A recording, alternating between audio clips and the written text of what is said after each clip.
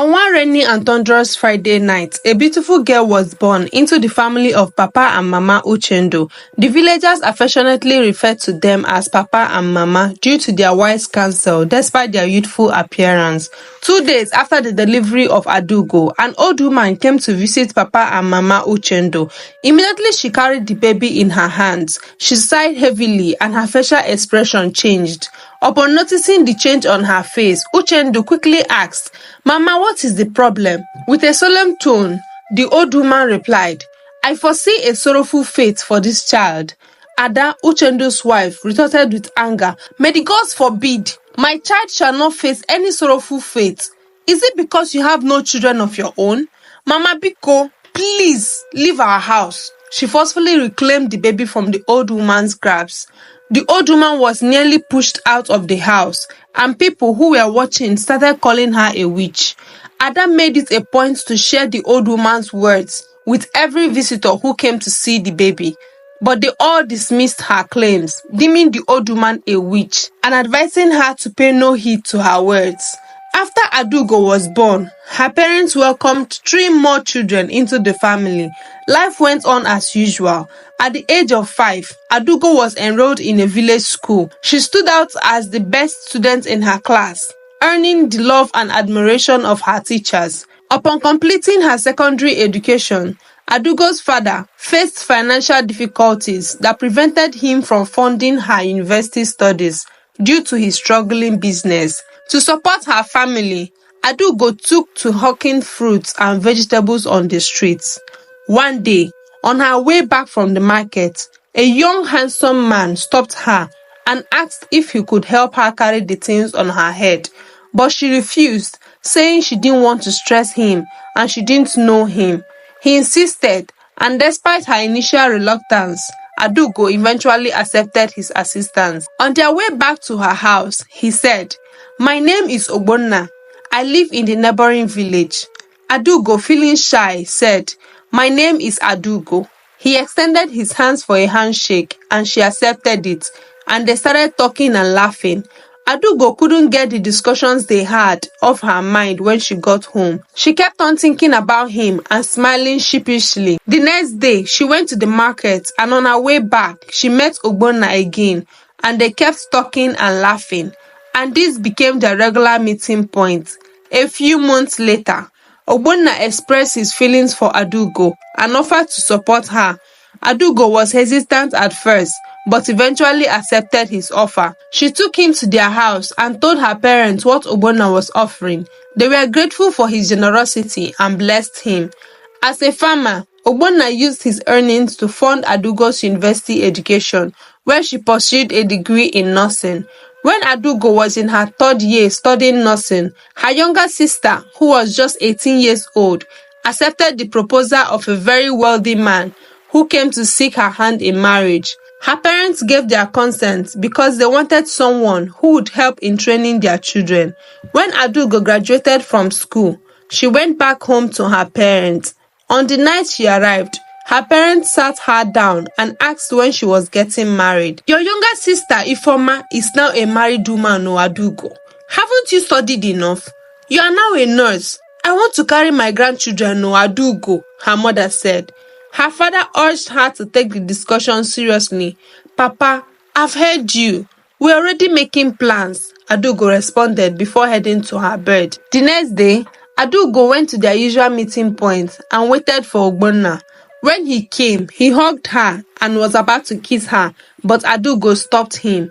"Ogbonna, we cannot do this thing until we are married," she said. Okay, Nne, I've heard you. But how can I resist the blood that is flowing in my body?" Nne, Ogbonna said, and they both smiled. Ogbonna told her of his plans to marry her since she had finally graduated and was now back home. Adugo told him that she wanted to start working in the hospital so that she could support him when they were married. "Let us get married in December, since we are in March now. By December, I must have worked and made small money," Adugo said. Ogbonna thought it was a good idea and agreed. The following week, Adugo secured a job as a nurse at the village hospital. She was overjoyed and immediately shared the news with Ogbonna. 3 weeks after she started working at the hospital, a new nurse was transferred to the hospital. The nurse was a very handsome young man. He was assigned to work with Adugo in the same department. "Hi, my name is Ebube," he said, extending his hands to Adugo for a handshake. When the doctor's PA introduced him to Adugo as his partner. "Hi, I'm Adugo," she replied, also shaking his hand. Adugo showed him around and explained everything he needed to know about the hospital. However, he couldn't help but stare at her and admire her. When Adugo finished her work, she turned around and cheerfully announced, "That's all for today. If you have any questions or need help, feel free to ask me." But he couldn't take his eyes off her. It wasn't until she gently tapped him that he snapped out of his trance, offering an apologetic smile.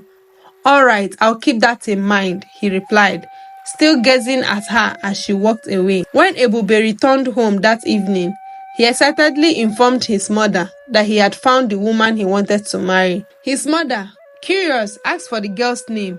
Upon hearing it, she confidently declared, "Consider it done, my son. Adugo will be your wife by this time next month." While Adugo and Ebube worked together at the hospital, she had no idea about his feelings towards her. Despite his daily gifts, laughter, and friendly gestures, he had never expressed his desire to marry her. One day, Adugo returned home to meet Ebube and his mother inside their house. She was surprised to see him because they hadn't discussed anything about her home, so she was surprised he knew where she lived. "Ada, welcome back," her mother said, and signaled her to sit beside her, and she did. Without giving her a chance to respond, her father announced, "This family wishes for their son Ebube, who works with you at the hospital, to marry you. We have discussed it and have accepted the proposal." Shocked by the sudden revelation, Adugo stood up and left the room.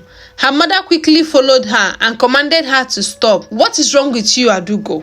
she said, almost shouting at her. "Our lives are improving and you want to ruin it." "Mama, how can you say that?" Adugo replied, tears streaming down her face. "Why would you accept their offer when you know I have someone in my life that I want to marry? What about Ogbonna? He can survive without you," her mother said dismissively. "He's just a farmer and you're a nurse. You need someone who can take care of you and our family. What can Ogbonna offer?" "Ah, Mama, I can't believe you are saying this," Adugo cried. "Why did you let him do all those things for me if you knew he was just a farmer? How can you be so heartless?" Before Adugo could finish her sentence, her mother slapped her across the face, silencing her. "Don't you dare call me heartless," she warned sternly. "Your father and I are doing everything for your good and the good of this family." With that, she turned and left. Adugo collapsed to the ground, sobbing uncontrollably. She couldn't comprehend how her parents could change so drastically. The next day, Ebube and his mother, with some of their elders, came to pay for Adugo's bride price. Ogbonna was farming on his farm when a villager ran to him and said, "You are here farming when your house is on fire." Ogbonna didn't understand what he was trying to say, and the man continued and said, "Adugo is getting married." Ogbonna immediately dropped everything he was holding and ran as fast as his legs could carry him to Adugo's house. When the young man got there, he couldn't believe what was truly happening. On sighting Ogbonna, Adugo's mom begged the village young boys who were there to carry him out so he wouldn't create any scene. When they were taking him out, she said, "My daughter deserves better." Ogbonna was dragged out of the place. When he got to his house, he fell on his bed and started crying. When the marriage ceremony was completed, Ebube took Adugo home. When they got home, she was still crying. Ebube's mother came close to her and said, "You better wipe your face and stop crying because this is your reality now. You should be grateful my son loves you and we saved you from your wretched life." Adugo gazed at her silently, her tears still flowing. That night, she refused to let Ebube touch her. However, the following day, when Ebube presented her with a new phone, she gradually began to settle down and eventually stopped crying, accepting her fate. The first day she allowed Ebube to make love to her, That night when she slept, she saw someone pushing her and asking her to leave the house. When she woke up, she discovered it was a dream and heaved a deep sigh of relief. 2 weeks after marrying Ebube, Adugo resumed her work at the hospital. One day, on her way there, she spotted Ogbonna standing on the roadside. She tried to pass him, but he grabbed her hand and pulled her back. Name, what did I do wrong to deserve this pain? Was there something I did that you didn't like? I wanted to marry you, but you asked me to wait until December. Was it wrong for me to respect your decision, Name? Ogbonna pleaded, tears streaming down his face. Ogbonna, I'm sorry things turned out this way, but I deserve better, and so does my family. I can't believe I spent all these years with you, wanting to marry you, Adugo replied, without any feeling of remorse. Please stop bothering me and leave my life alone. As for all the money you spent on me, I would ask my husband to repay you, she added. Ogbonna couldn't believe his ears. Is this really you? What have they done to you, Adugo? He asked, still in shock. Before he could comprehend what had happened, she pushed him away and walked away. Adugo and Ebube were living a comfortable life together, their love blossoming with each passing day. However, Adugo was plagued by constant nightmares. In these dreams, she would either be chased by a stranger or forcefully pushed out of her bed. Every time she woke up, she would realize it was just a dream. One night, while she was sleeping and dreaming, Adugo found herself being choked by someone who was trying to kill her.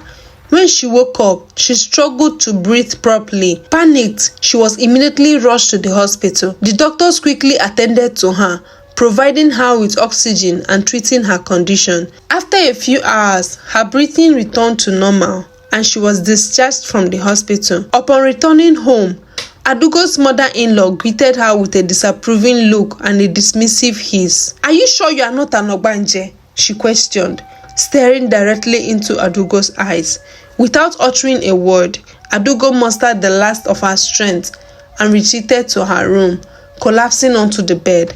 As soon as she closed her eyes to sleep, the nightmares returned. This time, a young and beautiful lady stood before her, pushing her angrily and warning her to leave before it was too late.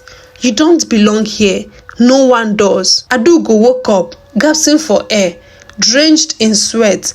The dream felt incredibly real, and she could vividly recall every detail as if it had truly happened. When her husband came back, she told him about the dream, and he said she shouldn't take it seriously.